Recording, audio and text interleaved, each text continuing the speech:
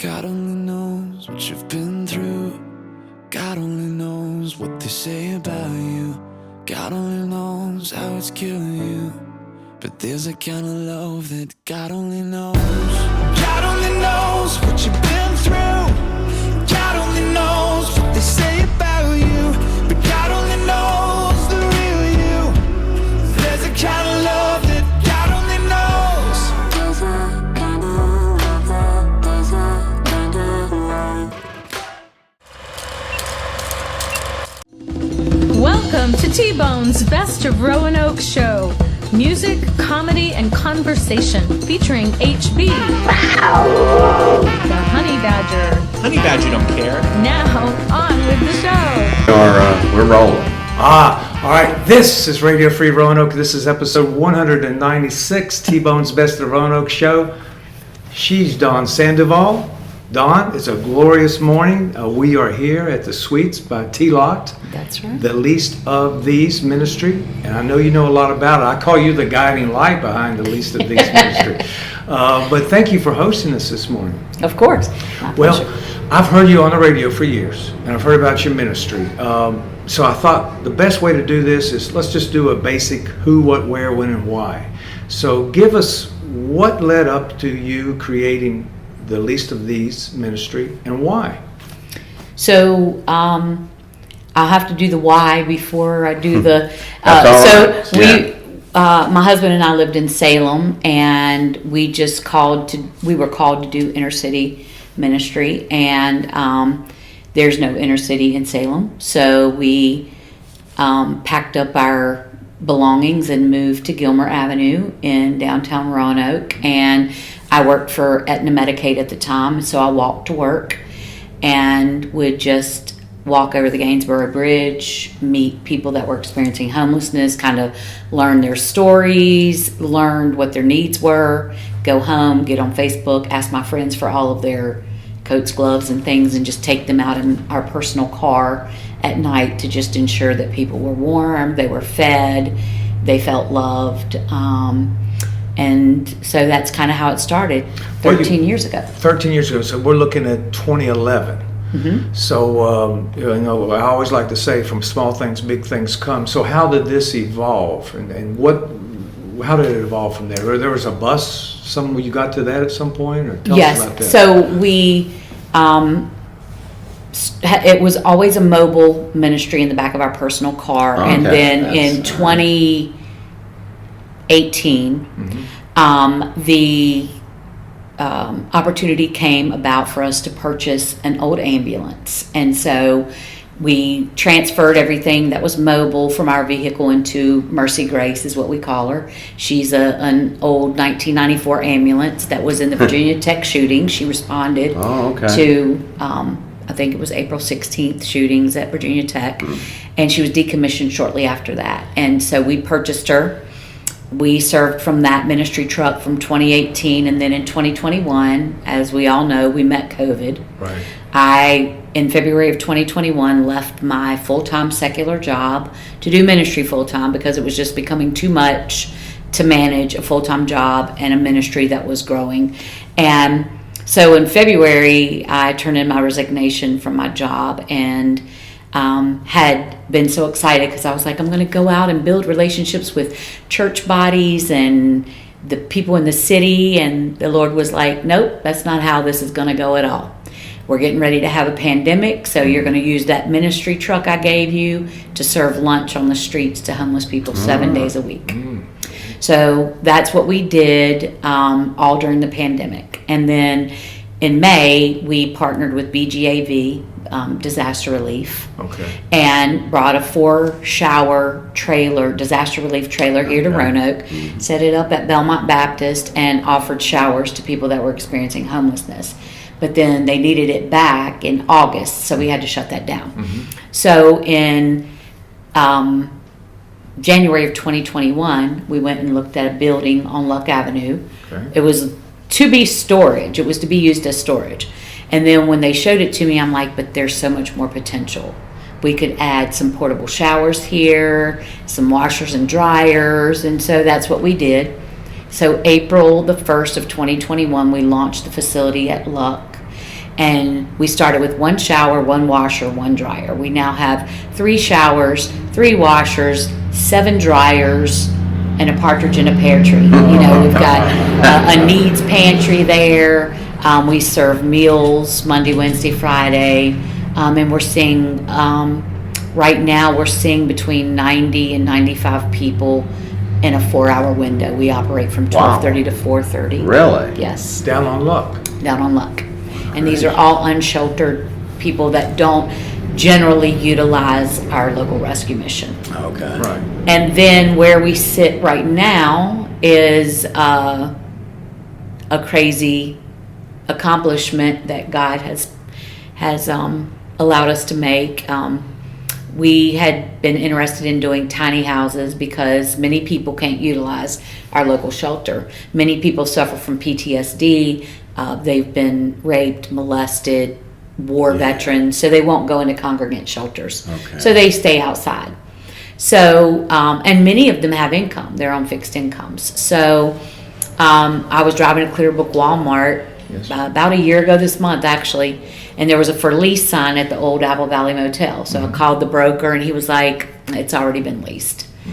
So I was sad, but, I told him, hey, we're looking for some property to possibly do a tiny house model pilot. If you hear of anything, let me know. Okay. Well, he actually called me back 2 months later, so I thought he had found some property. He said, well, the lease on the motel fell through. Are you still interested? I'm like, you better believe it.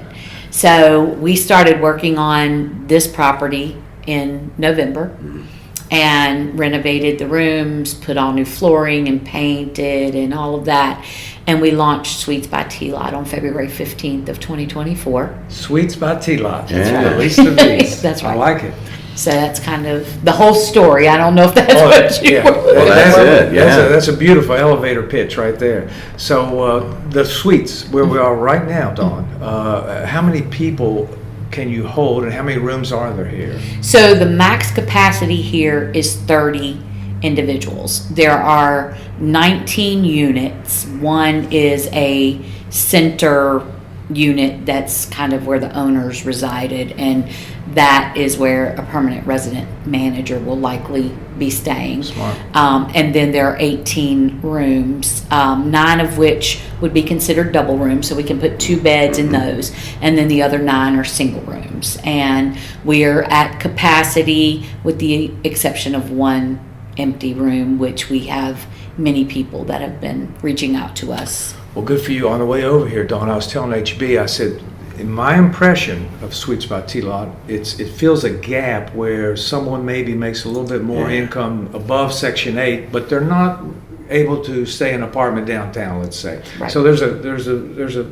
space there, and then it can be rented on a weekly or bi-weekly or as needed Monthly. basis. Yeah. Is that, am I getting Yes, it close? that's correct. Yeah, Okay. that's correct. And the people that stay here, they all pay to stay. There is no, it's not a homeless shelter. It's people that are, like you said, they're trapped in between a fixed income and a lack of affordable housing in our city. Actually, there are people that have income that have Section 8 vouchers that are on the streets that will come here to stay until we can find them a permanent place to live.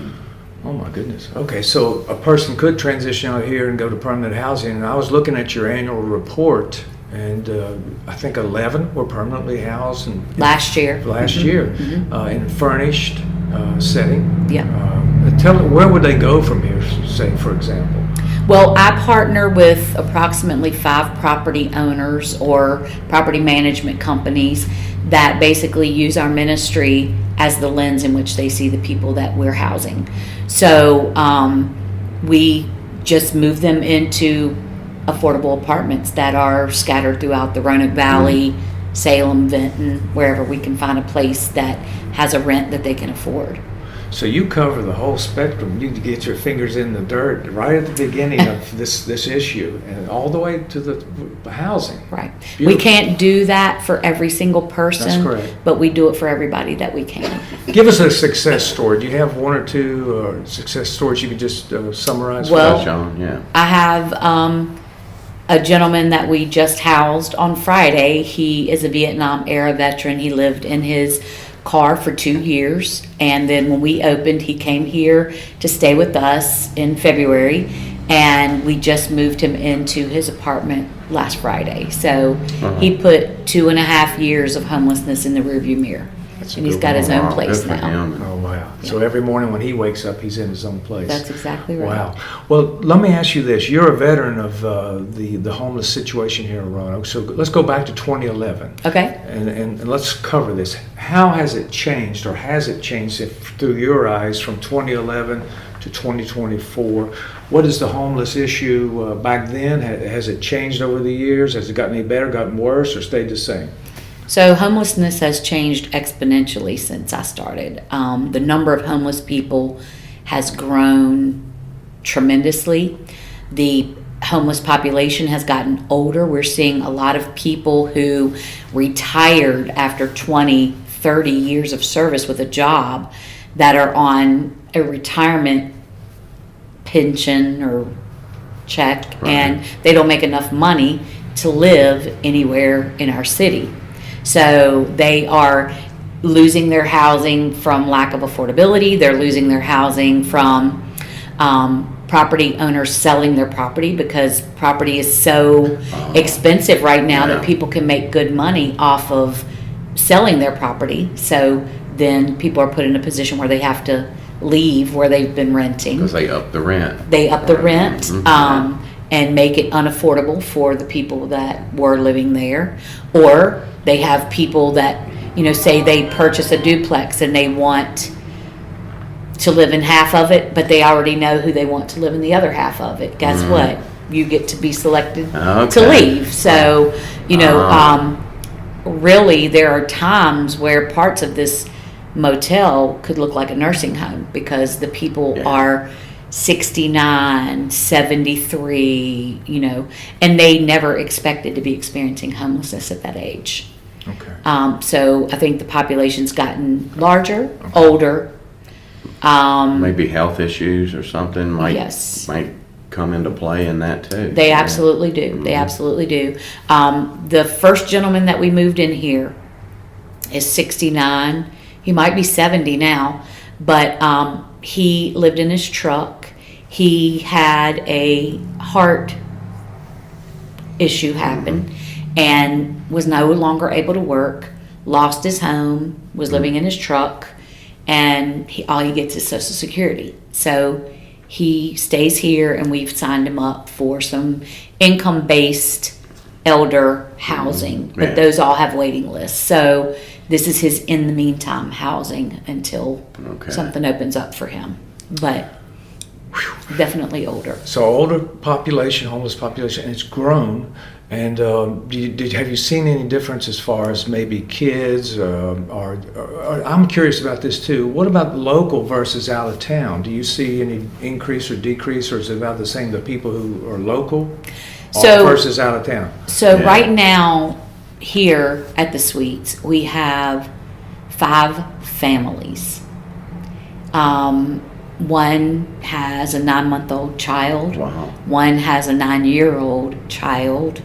One has a son who literally just graduated from high school last Friday. So he's a high school graduate now.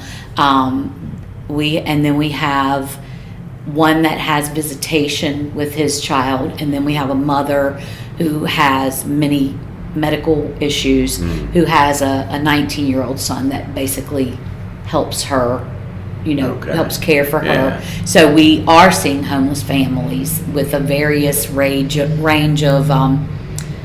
children. As far as local versus out of town, I think that there are people that come to our valley because of the rescue mission and because of the services.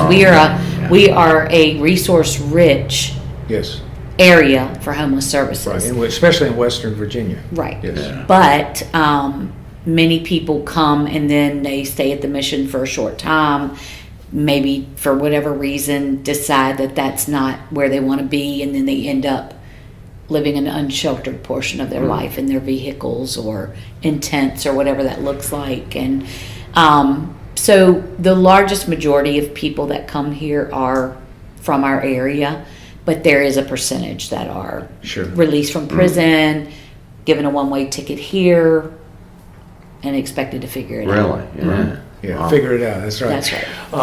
I looked at your statistics on your annual report. Very impressive. I don't know if you've memorized them all, Tom, but I've got the numbers. I just know. I know it's a lot because I'm tired.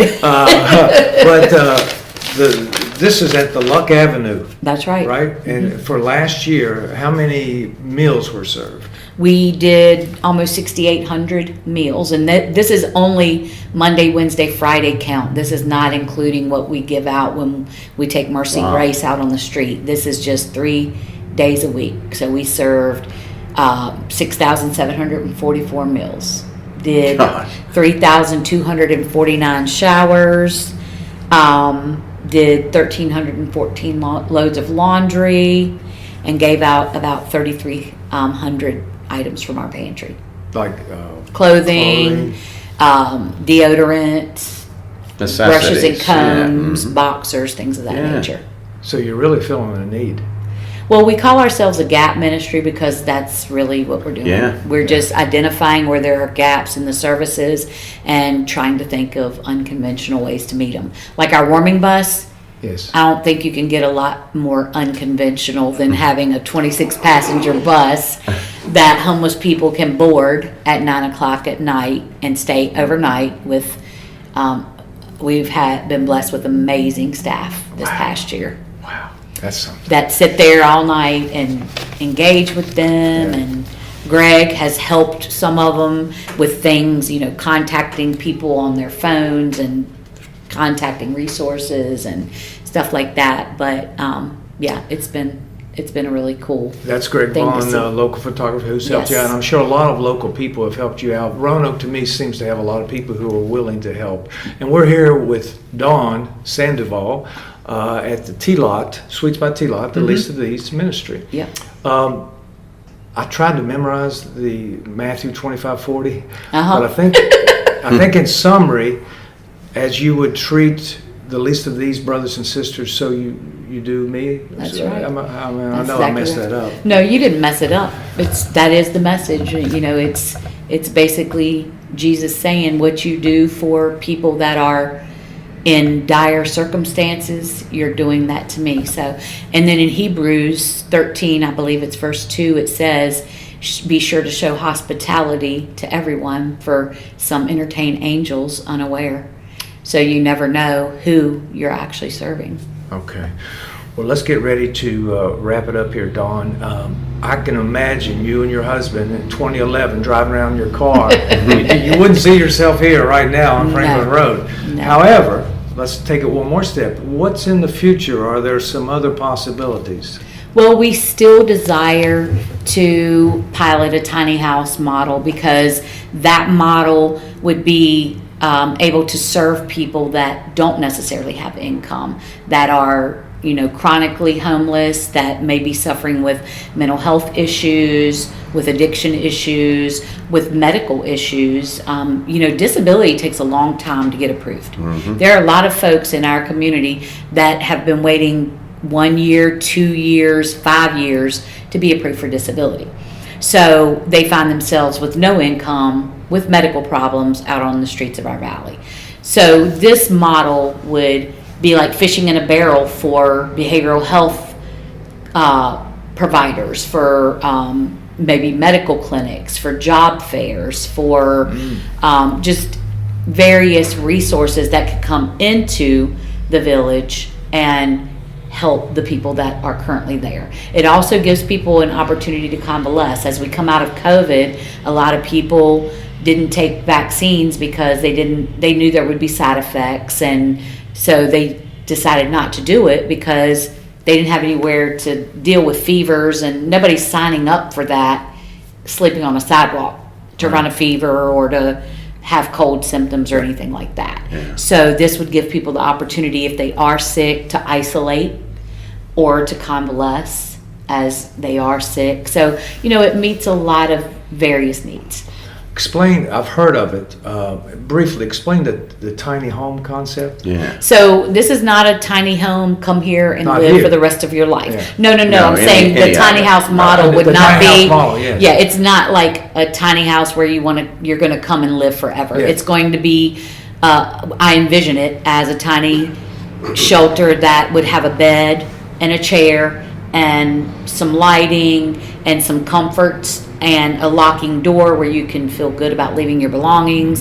And then the site would have a shower facility and maybe a community facility where people would have access to be able to cook and prepare meals. But at the same time, we would also probably have transport to food pantries and things of that nature. And then they have us to come and eat, Samaritan Inn, some of the other day shelters that they could go and get meals. Right. And my hope is to do it in scattered sites. So we would not ask a neighborhood to absorb Right, okay. 50, 75 homeless people. We would do a pilot of 12 to 20 tiny homes, get it up, get it running well, and then take that and go somewhere else in the city and start another one. Because once we know what we did well, what we Right, didn't do what well, works. Mhm. then we could take A it somewhere stepping else. stone That's for right. for these people, That's yes. right. Yeah, and build on success. That's correct. All right. Well, I know you take private donations, probably corporate donations. I think you had a 5K run, Hustle did. for the Homeless. Yes. Yes. My son ran in that. Did he? Yes, he did. That's awesome. He finished. And then you might have had some kind of concert at Elmwood or something, but you're doing other things to raise funds for your mission. Tell us how people can contribute or donate or volunteer. So if you go to our website, which is theleastoftheseministry.org, you can go to the Help Us tab there. You can donate through PayPal there. Checks can be mailed to our home office at 602 Marshall Avenue, Southwest in Roanoke, 24016. You can sign up on the website to be a recurring giver. Then you can also drop off donations by the 422 Luck Avenue facility. We also take donations, so we have an Amazon wish list on our ministry website. You can also follow us on Facebook, which is TH3 Least of These on Facebook. Okay. Somebody had the nerve to already take the least of these, so What we had to be creative. What gets into people? The least of these Facebook page is really our really active place where we can get word out very quickly. So if people want to volunteer, they can message us on the Facebook page, and we will be glad to get them hooked up to volunteer to serve if they want to do that. All right. HB, any final thoughts? No, I'm very impressed that I know a lot more than I knew before, and you do a wonderful job. Well, thank you. You do. Thank you for that. It's a village effort. It's definitely not me. It's just a whole bunch of group of people that are just willing to care about those that are marginalized, and I'm so grateful for that. Well, I'll close with this, Dawn. We have interviewed many people who they have an idea and they see a need, and they get in the arena and they say, we're going to figure this out. And that's what you and your team are doing. So thank you so much. Yes. Thank y'all for having me. Thank you I very appreciate much. it. It's a pleasure to meet you. That's a wrap, HB. That's a wrap. Is that Dawn? Is she across?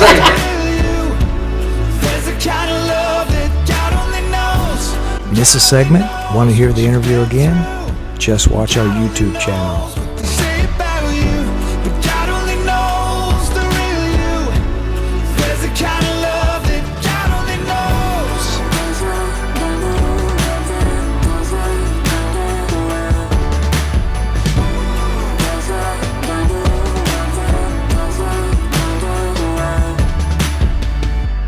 God only knows where to find you. God only knows how to break through.